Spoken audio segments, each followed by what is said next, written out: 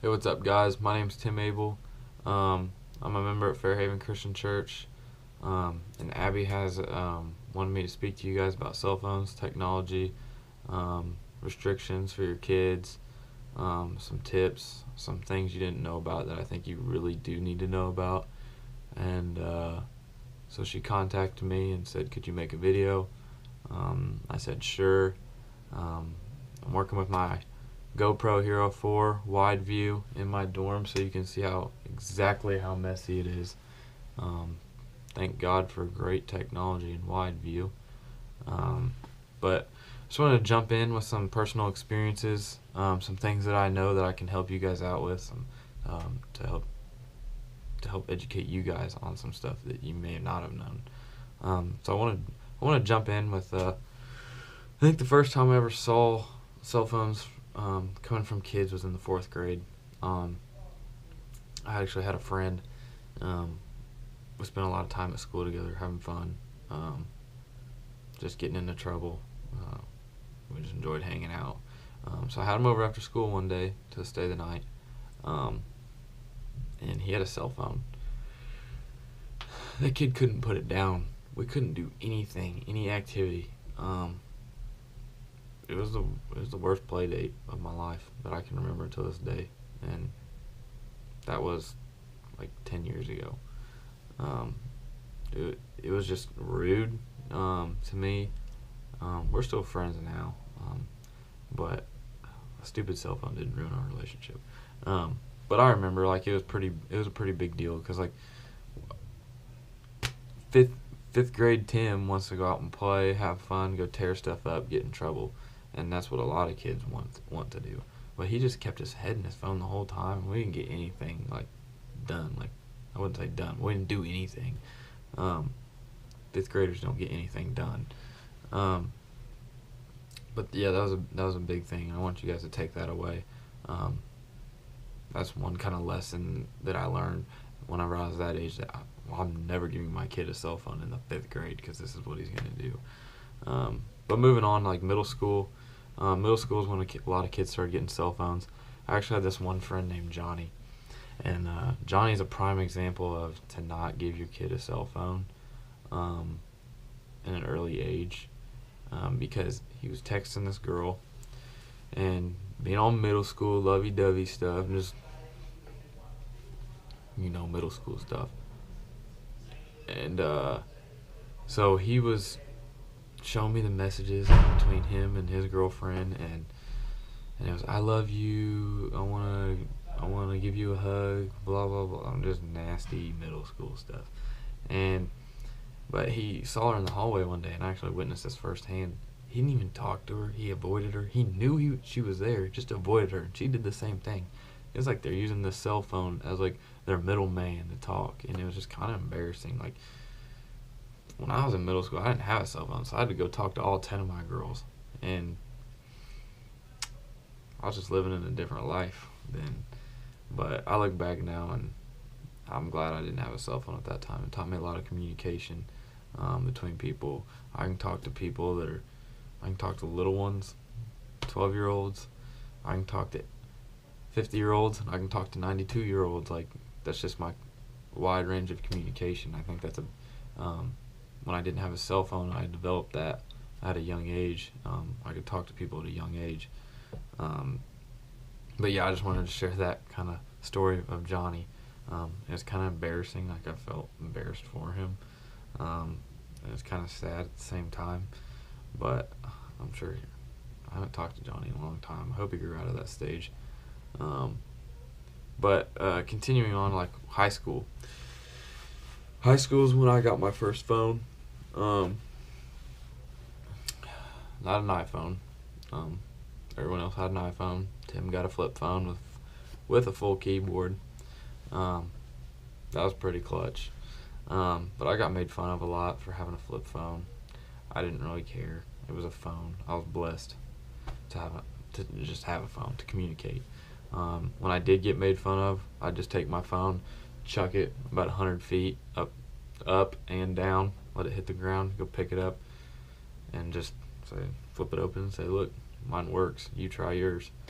They never did throw their iPhones. But yeah, that was kind of my little comeback. It was frustrating though. I was always mad at my parents to why they didn't get me a phone at a young age. I actually came home one day because this girl influenced me on the bus to tell my mom that I hated her and maybe she'd give me a phone. I don't know what I was thinking, but you know what? I stomped right in the house and said, "Why can't I have a phone?" She said, "You're too young. You don't need one." Every mom answer you could figure out, and guess what I said? I said, "I hate you." And that was probably the stupidest thing I've ever done in my life, because I got hit, and then I got the silent treatment, and didn't get dinner that night. It's practically hell for a little 14-year-old Tim. So if there's any kids listening to this, I recommend that you don't tell your mom you hate her, especially over a cell phone. Stupid idea. Should have never done that one. That trick definitely did not work. And then one thing I want to tell you parents is something I think you should be reminded of. I think a lot of parents get stepped on big time from their kids. And the biggest thing I want you to take away is that you guys are the parents. You put the roof over your child's head. You put the clothes on your child's back. That finger is swollen from practice. It's my middle finger, so I'm not going to show you guys because that'd be rude. But you put the roof over their head, you put clothes on their back, you pay the bills, you put hot water in the showers and the bathtubs, you put food on the table. You guys do it all. Remember that. You guys are the parents. You're in charge. You brought them into this world. You can take them out, or at least that's what my mom says. That was a scary one. I still believe that. But just remember that. You guys are the parents. You guys are in charge. So when it comes to certain things like a cell phone, you can take that away. Video games, you can take that away. I didn't get video games till I was a 8th grader, I think. Another big thing that I'm glad my parents didn't let me have was video games. And I begged them. And I finally got a PS3 8th grade Christmas. Played it for a month. Stopped playing it. Now my dad, on the other hand, played it for a year straight. He put like 1,000-something hours on that. He was actually the one that wanted it, kind of under the table.